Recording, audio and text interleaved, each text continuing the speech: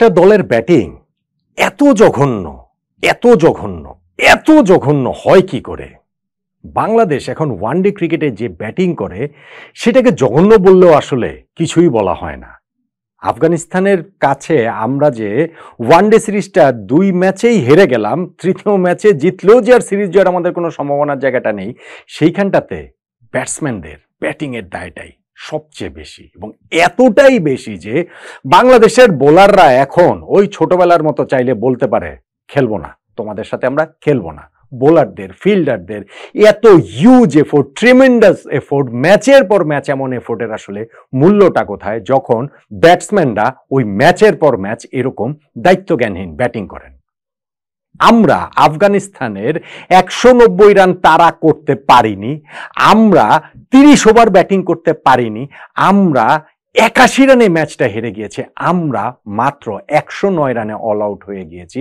এইটা যদি হয় একটা দলের ওয়ানডে ম্যাচের ব্যাটিংয়ের চিত্র, তাহলে সেই দলটার যে 2027 বিশ্বকাপ খেলাটা অনিশ্চয়তার মধ্যে পড়ে যাবে। আমার তো এখন সরাসরি কোয়ালিফাই করাটা তো মনে হচ্ছে যে বহুদূরের ব্যাপার। আলটিমেটলি ওই Netherlands, Namibia, Uganda, Nepal, USA, UAE এই জাতীয় দলের সঙ্গে খেলেই কি আমরা টিকিটটা পাই কিনা সেটা নিয়ে ঘোরতর সংশয়ের জায়গা তৈরি করেছে আমাদের দল, স্পেসিফিক্যালি আমাদের ব্যাটসম্যানরা।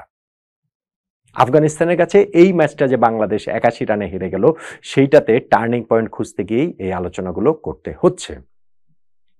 দেখুন, আমাদের টসের সময় ক্যাপ্টেন মেহেদী হাসান মিরাজ বলেছেন যে এই উইকেটটাতে আমরা টস হেরে আগে গিয়ে এইখানটাতে ফিল্ডিং পেয়েছি, কিন্তু তিনি বলছেন পরে যে আমরা ব্যাটিং করব সেইখানটাতে একটা ডিউ ফ্যাক্টর কাজ করে, ফলে 240-250 রান পর্যন্ত তাড়া করে জেতাটা সম্ভব। ক্যাপ্টেন নিজের দলের সামনে টার্গেট সেট করছেন আপ টু 250, সেইখানে তার দলের বোলাররা, ফিল্ডাররা, যেইখান থেকে তিনি নিজেও সামনে থেকে নেতৃত্ব দিয়েছেন, 42 রানে 3টা উইকেট পেয়েছেন, ভালো বোলিং করেছেন, সেই বোলাররা, ফিল্ডাররা 190 রানের মধ্যে আফগানিস্তানকে আটকে রাখে। অর্থাৎ যেই আমাদের সেট করা যে টোটাল, যেটাকে আমরা চেজ ডাউন করতে পারবো বলে কনফিডেন্ট, তার চেয়ে 60 রান কম আমরা আফগানিস্তানকে দিয়েছি, অথচ তারপরও আমরা 81 রানে হেরে গিয়েছি। মানে আমাদের টিমটার ব্যাটিং এর অবস্থা কিরকম, আমার মনে হয় এইটাতেই পুরোপুরি সাম আপ করছে। আমরা যখন এই রানটা তাড়া করতে নেমেছি, 190 রান তাড়া করে বাংলাদেশ জিতবে, এই এক্সপেকটেশন জায়গাটা মোটেই বাড়াবাড়ি ছিল না। তবে পাওয়ার প্লের মধ্যেই আমরা 3-3টা উইকেট হারিয়ে ফেলি, এবং পাওয়ার প্লে জাস্ট শেষ হওয়ার পরপরই যখন আমরা ক্যাপ্টেন মেহেদী হাসান মিরাজের উইকেট হারিয়ে ফেললাম, যিনি নিজে আউট হলেন এবং একটা রিভিউ নষ্ট করে তিনি আউট হয়ে গেলেন, লাস্টে গিয়ে এটা ম্যাটার করেনি। কিন্তু আমাদের ক্রিকেটারদের ক্ষেত্রে এটা একটা নর্ম দেখছি যে ক্যাপ্টেন থাকলে রিভিউটা তার জন্য একেবারে প্রাপ্য হয়ে যায়, এবং আমাদের সিনিয়র ক্রিকেটারদের জন্য, উপরের দিকের ক্রিকেটারদের জন্য সেইটা একরকম ধরাবাধা প্রাপ্যই হয়ে যায়। সো ওইখানটাতেই আমরা 4 উইকেট হারিয়ে ফেলে ম্যাচ থেকে অনেকটা ছিটকে পড়েছি। তানজিদ হাসান তামিম তিনি 5 বল খেলে 0 রান করে পেছনে ক্যাচ দিয়ে আউট হয়ে গেলেন। নাজমুল হোসেন শান্ত অহেতুক অপ্রয়োজনীয় একটা দ্বিতীয় রান নেয়ার চেষ্টা করতে গিয়ে নিজের উইকেটটা শুধু বিলিয়ে দিয়ে আসেননি, দলকেও বিপদে ফেলে চলে এসেছেন। সাইফ হাসান 4 ছক্কা মারলেন, আরো একটা ভালো স্টার্ট ওয়ানডে ক্যারিয়ারে, তার প্রথম ইনিংসটার মতো এই ইনিংসটাতেও। তারপরে নিজের উইকেটটা তিনিও অহেতুক বিলিয়ে দিয়ে আসলেন আপার কাট করতে গিয়ে থার্ড ম্যান বাউন্ডারিতে ক্যাচ দিয়ে, এবং মেহেদী হাসান মিরাজ তিনি যখন এলবিডব্লিউ হয়ে গেলেন, বাংলাদেশের 50 রানে 4 উইকেট পড়ে গেল। এবং সেই 4 উইকেটের মধ্যে আজমতুল্লাহ ওমরজাই তার ওই ওপেনিং স্পেলটাতেই তিনি 3-3টা উইকেট তুলে নিয়েছেন, 7 ওভারের টানা যে স্পেলটা তিনি করেছেন, এবং আরেকটা উইকেট আমরা তাদেরকে গিফট করেছি, নাজমুল হোসেন শান্তর উইকেটটা। এখন এই অবস্থা থেকে কি বাংলাদেশের ম্যাচ জেতাটা সম্ভব ছিল না? ছিল, অবশ্যই ছিল। যেহেতু আস্কিং রেটের প্রেশার ওই রকম নেই, যেহেতু আমাদের হিউজ রান করতে হবে, তা না ভাই, ওয়ানডে ক্রিকেটে যে কোনো উইকেটেই 200-র নিচে রান তাড়া করা এটা কোনো ঘটনা, এটা এখনকার সময়ে কোনো ঘটনা। অন্য বেশিরভাগ দল তো এই রানটা তারা ঘুমে তারা করে ফেলতো। ইনফ্যাক্ট যদি আফগানিস্তানের যে ব্যাটিং লাইন আপটা এত নড়বড়ে, তারাও যদি বাংলাদেশের এই দুর্দান্ত বোলিং লাইন আপের বিপক্ষেও যদি এই 200-র নিচে টার্গেট পেত, ওই রান তারা করে তারা জিতে যেত, সহজেই জিতে যেত। ফলে 50 রানে 4 উইকেট হারানোর পরও যে বাংলাদেশের জয়ের কোনো চান্স ছিল না, বিষয়টা সেটা নয়। এবং ওই জায়গাটাতে একটা পার্টনারশিপ যখন হলো, আমাদের মনে হলো যে না, জাকের আলী অনেক এবং তাওহিদের এই জুটিটা বাংলাদেশকে আবারও একটু স্বপ্ন দেখানো শুরু করেছিল, কিন্তু কতক্ষণ আর আজমতুল্লাহ ওমরজাই যেটা শুরু করেছেন রাশিদ খান সেটা শেষ করলেন। ওমরজাই পেয়েছিলেন 3 উইকেট, রাশিদ খান পেলেন 5 উইকেট। তার গুগলি বুঝতে ব্যর্থ হয়ে বিগ শট খেলার চেষ্টায় তাওহিদ হৃদয় নিজের উইকেটটা ছুঁড়ে ফেলে এসেছেন 34 বলে 24 রান করে। আগের 3টা ওয়ানডেতে 50 করা ব্যাটসম্যান যখন এইভাবে এই ক্রুশাল মোমেন্টে এরকম ভাবে উইকেটটা দিয়ে আসবেন, সেইটা টিমের সাইকোলজিতে এফেক্ট ফেলতে বাধ্য। তারপরে গিয়ে আমাদের ওইখানটাতে নুরুল হাসান সোহান, যিনিও উইকেটে একটুখানি মনে হচ্ছিল যে থাকতে পারছেন, 15 রান করেছিলেন, কিন্তু তিনিও রশিদ খানের গুগলি বুঝতে ব্যর্থ হয়ে তিনিও ওই জায়গাটাতে বোল্ড হয়ে গেলেন। ওয়ারেস জাস্ট একটু আগেই তিনি একটা লাইফ পেয়েছিলেন, উইকেট কিপার তার ক্যাচটা ফেলে দিয়েছিল। আমি তো ভেবেছিলাম যদি আজকে সোহান ম্যাচটা জিতিয়ে দেয় তাহলে টার্নিং পয়েন্টের দাবিদারটা সেইটাও ইনফ্যাক্ট হতে পারে। ভেরি নেক্সট ডেলিভারিতে তানজিম সাকিব এলবিডব্লিউ করে ফেললেন রশিদ খান। ভেরি নেক্সট ডেলিভারিতে রিশাদ হোসেনের বিপক্ষে এলবিডব্লিউ এর অ্যাপিলেও আম্পায়ার আঙ্গুল তুলে দিলেন এবং ওইখানটাতে রশিদ খানের হ্যাটট্রিকটা পূর্ণ হয়ে গেল। না, হ্যাটট্রিকটা হয়নি, কেননা রিশাদ ওই জায়গাটাতে ডিআরএস নেওয়ার পরে দেখা গেছে যে বলটা লেগ স্টাম্পের ওই জায়গাটাতে হচ্ছে গিয়ে মিস করছিল, ফলে ওইখানটাতে হচ্ছে গিয়ে আমরা শুধু রশিদ খানকে হ্যাটট্রিকটাই দিতে পারিনি।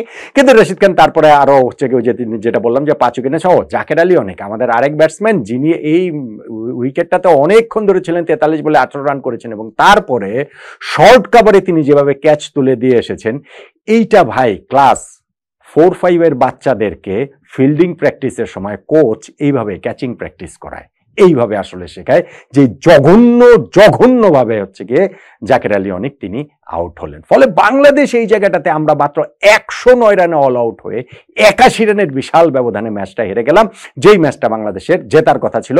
ব্যাটিং ইনিংসটা যখন আমরা শুরু করেছি তখন জয়ের চান্স বাংলাদেশের 80% 90% বলে আমরা অনেকেই ভেবেছিলাম।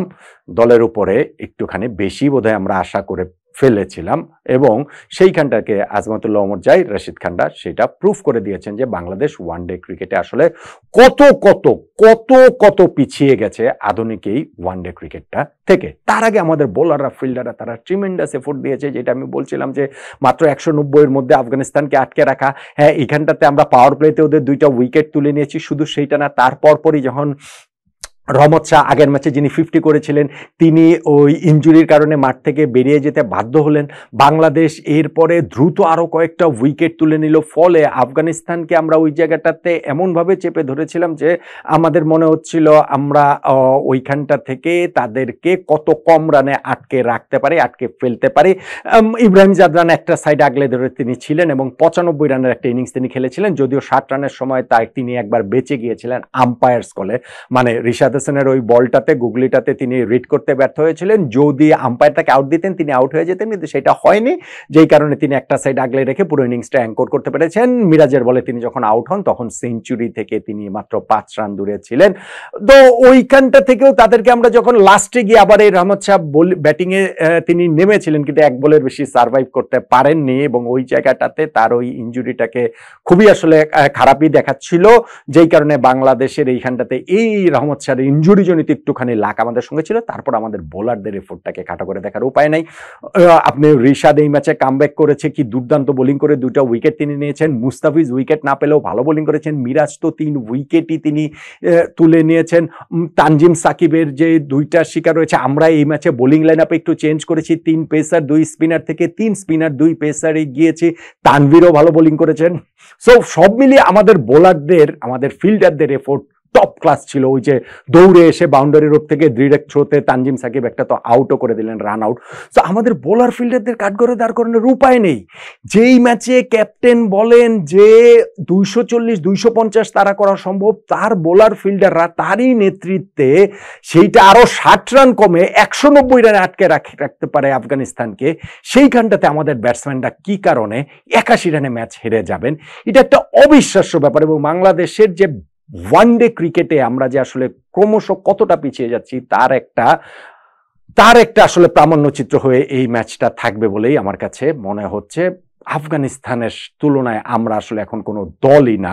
প্রথম 2টা ওয়ানডে ফরম্যাটে, টি20 ফরম্যাটে আমরা ওদেরকে হোয়াইট ওয়াশ করে দিয়েছি, কিন্তু প্রথম 2টা ম্যাচে বাংলাদেশ ব্যাটিং ব্যর্থতা, স্পেশালি যেইভাবে আমরা ম্যাচগুলো হারলাম, তাতে কিন্তু 2027 বিশ্বকাপ বাংলাদেশের জন্য ডিরেক্ট কোয়ালিফিকেশন বাদ দেন, আলটিমেটলি আমরা কোয়ালিফাই করতে পারি কিনা সেটি একটা বড় প্রশ্ন হয়ে দেখা দিচ্ছে না। আর টার্নিং পয়েন্ট আমার কাছে মনে হয় ব্যাটিং ব্যর্থতা, এবং আমার কাছে মনে হয় শুরুর 4টা উইকেট হারানো, নাজমুল হোসেন শান্তর অহেতুক রান আউট এবং আজমতুল্লাহ ওমর জিয়ার ফার্স্ট পেলেই যে আমরা তিনটা উইকেট হারিয়ে ফেলেছি। আমি বলেছি যে 50 রানে 4 উইকেট হারানোর পরও জেতা সম্ভব ছিল, অবশ্যই সম্ভব ছিল, কিন্তু এরপরে রাশিদ খানের ওই ঘূর্ণির জবাব আমাদের সামনে ছিল না। তার আগেই আজমতুল্লাহ ওমর জিয়া আমাদের সর্বনাশ করে গেছেন, আমাদের শান্ত রান আউটে সর্বনাশ হয়ে গেছে।